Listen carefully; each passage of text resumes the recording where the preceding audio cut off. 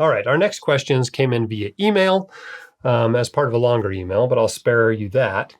The email said, I'd greatly appreciate a more in-depth discussion on your podcast or elsewhere of bonds, since you have a great talent for explaining things in practical terms. And then he lists, 5 or 6 questions about bonds. So let's go through each of these one by one. What are the major classes of bonds the average do-it-yourself investor should understand and consider? Well, I think there's about 6. Treasury bonds, right? A bond is a loan, right? It's a loan to an entity. They pay you interest for it. And at the end of the period, when the bond matures, they give you your principal back. Okay? That's what happens if you buy an individual bond. If you buy a bond fund, the fund manager is essentially doing that same thing. So the major asset classes of bonds. Well, perhaps the most important one is Treasury bonds. These are loans to the U.S. government. They're considered very high quality loans because they're backed by the country's ability to tax its citizens, right? And as you've learned, they can just issue debt if they want, right? They basically create money out of thin air and give you your money back. And so they're considered very safe. Next step down is a municipal bond. These are generally loans to states or local government entities. And they're considered slightly riskier than treasuries, although the default rates are still very, very low. People worry about them a lot when they see these cities and states that aren't run very well financially. But the truth is, if you look historically, default rates are incredibly low on municipal bonds. But they're a little more risky. The big reason why people may invest in municipal bonds is because they are federal income tax free. At least the yield on them is. The payouts, the coupon from the bond is federal income tax free. If it's a bond issued by your state or municipality, it may also be state tax free. And so because of that, these are attractive for people who are in a high bracket and who are investing in a taxable account. Basically, the municipality or state gets away paying less in interest because that investor, after tax, comes out ahead with a municipal bond than they would with a regular bond, whether it's a treasury or a corporate. And so they're willing to take and buy those municipal bonds. So for a lot of us that are in high brackets, when we invest in bonds in a taxable account, we use municipal bonds.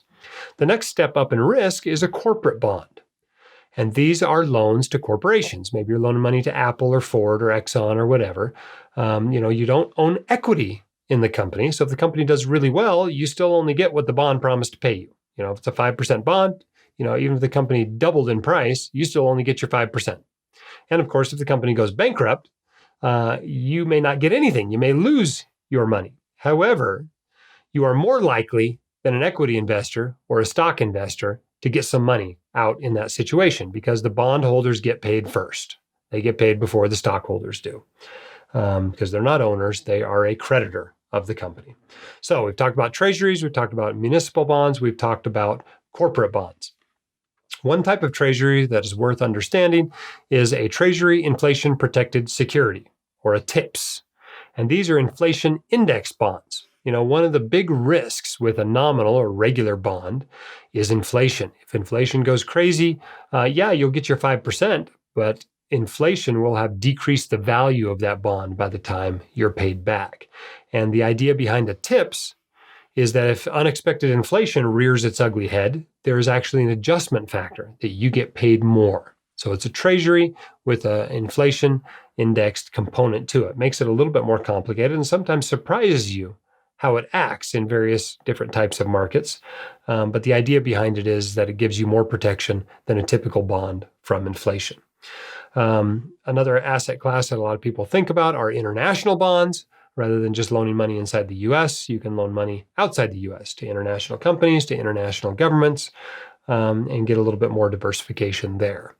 Vanguard has started a fund like that a few years ago. They've incorporated it into all their target retirement funds and their life strategy funds. And so that's another asset class that people now more frequently invest in. Other types of bonds. Well, there's treasury, or not treasury bonds, but savings bonds. These are the EE bonds, which are nominal bonds, and the I bonds, which have an inflation adjustment similar to TIPS. The downside of these is if you want to buy a lot of them, it doesn't work out very well. You can't just walk in and buy $500,000 of these. You can basically buy $5,000 a year. Your spouse can buy $5,000 a year. I think if you use your tax return money, you can buy another $10,000 a year, but you're kind of limited. You can't put a ton of money into these. They're really designed for the individual investor, not a more wealthy investor or an institution. So those are the major classes of bonds to consider. And even among all those bonds, some of them are better than others, right? There are companies that are more likely to pay you back than others. So the ones that are really unlikely to pay you back are called junk bonds. And the better ones get higher ratings, whether it's a AAA or a AA or a single A or whatever. But as you take on lower quality bonds, where the likelihood of them giving your principal back starts to fall, you can earn higher yields. Same thing with longer term bonds. As you take on that interest rate risk, the risk that interest rates will go up dramatically and decrease the value of your bond, you generally earn higher yields as well. So longer term bonds tend to pay more than shorter term bonds, which makes sense. All right, let's take the next question. During times where U.S. and international total stock index funds are performing poorly, which bond classes are least correlated? Well, the safest ones, right? We're talking about Treasury bonds for the most part. And if you really want to decrease your risk, you can choose very short-term Treasury bonds, with a short-term Treasury bond index fund, that sort of a thing. And that's a very safe bond. It's very sheltered from default. It's very sheltered from interest rate changes, but it's probably not going to pay you all that much in yield. However, when stock markets tank, a lot of times the bonds that do the best are not necessarily the short-term bonds. Sometimes they're the longer-term bonds. Because often when markets are tanking, the economy is tanking, the Fed cuts interest rates, and dropping interest rates increase the price of long-term bonds more than short-term bonds. And so in that effect, many times, as long as there's not a big bunch of inflation that comes with it, a long-term Treasury bond actually has the most negative correlation with dropping stock index funds.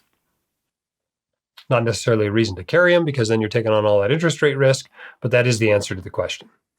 Okay, what are reasonable overall bond allocation percentages as a percent of total portfolio for someone 20 to 30 years out from retirement?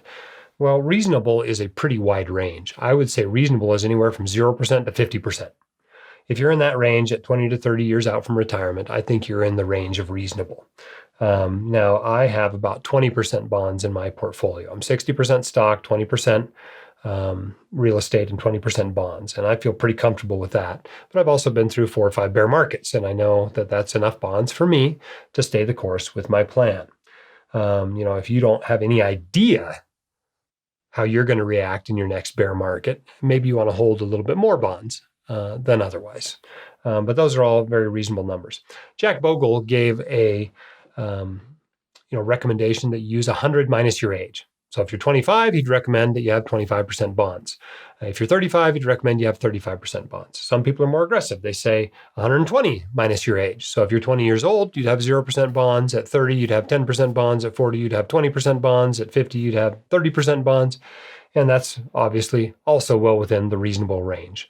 Nobody really knows the answer here. I think the key, like with all portfolio construction questions, is pick something reasonable that you can stick with for the long term. And every asset class is going to have its day in the sun, and that day when you'll be happy you own it. And it's going to have times when you are not happy that you own it. And that's the cost of diversification. All right, within the bond allocation and portfolio, what is a reasonable approach for determining the individual bond funds and sub-allocations, such as total U.S. bond versus short-term TIPS? Well, people are all over the map with this, right? There is no right answer to this. Nobody really knows. I took that to be, well, maybe I'll just split it in half. So half of my bonds are nominal bonds, and half my bonds are inflation index bonds. I figure the biggest risk to my portfolio is probably inflation. That's the most common of the deep risks that Bill Bernstein talks about, is inflation. It's much more common than devastation or deflation or confiscation, which are the real risks that investors face. And so I think it's reasonable to have a pretty significant allocation to inflation indexed bonds. But I'm probably a little bit out on the spectrum as far as that goes. If you look at something like how Vanguard makes its target retirement funds, they don't put half of their bonds into a TIPS fund. They have a significantly smaller percentage of that. So I guess what would reasonable be? Well, I would say anywhere from 0% in TIPS to 50% of your bonds in TIPS is probably the range of reasonable amounts to have in there. Okay, next question. Are there certain bond classes that individuals who live in high cost of living areas should consider, such as municipal bonds, and what happens when someone moves out of that state? Well, it's not so much that you live in a high cost of living area. The issues are really your tax bracket and how much your state taxes your income. For example, let's say you're in California, you're in top tax bracket, right? You're paying 37% federal, you're paying 13.3%, I think it is, in state tax. Well, shoot, if you're holding bonds in a taxable account, yeah, municipal bonds are probably going to be pretty important to you. And it would sure be nice to have California municipal bonds that also don't pay that 13.3% tax. If you moved out of California in that situation, well, those bonds would still be sheltered from your federal income taxes. But if you moved into, Utah, for instance, you're still going to pay 5% on the proceeds of those municipal bonds because they're not Utah bonds. So you still get the federal tax break. You wouldn't get the state tax break, but hopefully if you're moving from California or New York or New Jersey, you're going to a lower tax state anyway. Maybe you're even going to a no state tax like Nevada or Washington or Florida. But that's basically what happens with it. So yes, municipal bonds, and particularly municipal bonds in your state, become much more attractive to you as you make more money. Okay, in your opinion, should investors diversify to international bonds as they often do for stocks? I note that Vanguard made the international bond a smaller ratio than the comparable international stock. I think he's talking about target retirement funds there. I'm agnostic on this. I don't own international bonds. I don't think it's an unreasonable thing to do. They were not really accessible when I wrote up my investing plan 16 years ago. I haven't felt a huge need to add it to my portfolio. I feel like it's adding complexity without a lot of benefit to me. Do I think it's crazy if you put some of your money into international bonds? Absolutely not. But it does add one more asset class to keep track of and rebalance. I've been pretty happy just owning U.S. bonds for now. There's no real right answer there. If you want to split your bonds between U.S. and international, that's not unreasonable. If you want some smaller amount in international, I think that's reasonable too. I split my stocks 2/3 U.S., 1/3 international. That's probably a reasonable thing to do as well with your bonds if you would like. But I think investors are all over the place there, and I think the whole range is pretty reasonable. The key, pick something reasonable, stick with it in the long run. If you want your questions answered by the White Coat Investor, record your question at whitecoatinvestor.com/YQA or click the link in the description.